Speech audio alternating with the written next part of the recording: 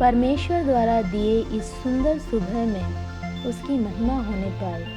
यिर्मयाह की पुस्तक 32वां अध्याय 40 और 41वां वाक्य इस तरह कहता है कि मैं उनसे यह वाचा बांधूंगा कि मैं कभी उनका संग छोड़कर उनका भला करना ना छोड़ूंगा, और अपना भय मैं उनके मनों में ऐसा उपजाऊंगा कि वे कभी मुझसे अलग होना ना चाहेंगे। मैं बड़ी प्रसन्नता के साथ उनका भला करता रहूंगा और सचमुच उन्हें उस देश में अपने सारे मन और प्राण से बसा दूंगा। अनुग्रहित वचन के आधार पर हम परमेश्वर द्वारा चलाए जाएं विषय पर मनन करने में परमेश्वर हम सभी की सहायता करे। परमेश्वर ने हमें इस देश में स्थापित किया है।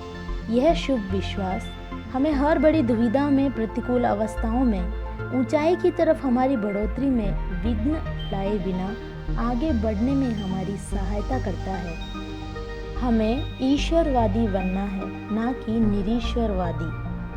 एक निरीश्वरवादी परमेश्वर ने हमें क्या स्थापित किया है? परमेश्वर क्या हमें छोड़ देगा?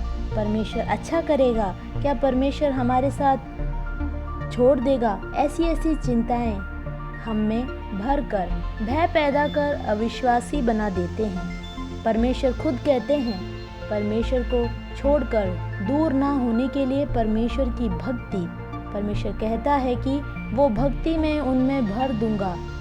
तो परमेश्वर की भक्ति हम में है तो हम परमेश्वर से डर कर उसकी सेवा कर जीवन व्यतीत करें तो निश्चित रूप से परमेश्वर हमें नहीं छोड़ेगा, ना ही त्यागेगा।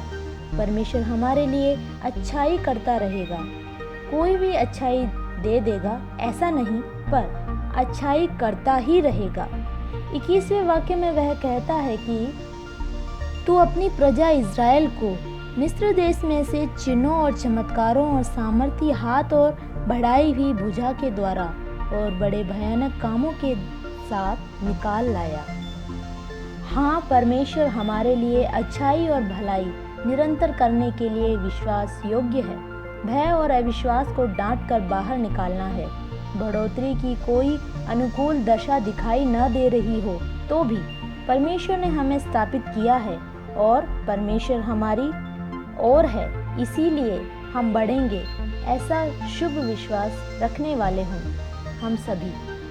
एक बात को दो जन दो तरीके से देखते हैं, मतलब दोनों का नजरिया अलग अलग होता है। अशुभ विश्वास रखने वाले यानी पेसिमिस्ट व्यक्ति एक ग्लास का आधा पानी देखकर बोलेंगे कि इसमें आधा भाग में ही पानी है, लेकिन एक ऑप्टिमिस्ट व्यक्ति बोलेगा कि उस ग्लास में आधा पानी है। आप इस मानविक दुनिया में बड़े बड़े चरित्र जिन्होंने बहुत कुछ पाया है उन्हें देखें तो वे सब ईश्वर के विश्वासी थे। पॉजिटिव विचारों को उजागर करने वाली एक कहानी इस प्रकार मैंने पढ़ी थी। यूरोप में एक चप्पल बनाने वाली कंपनी द्वारा 2 सेल्स एग्जीक्यूटिव को अफ्रीका के एक जगह भेजा गया। उनका उद्देश्य था कि उनकी बिक्री वहां पर भी बढ़ाई जाए।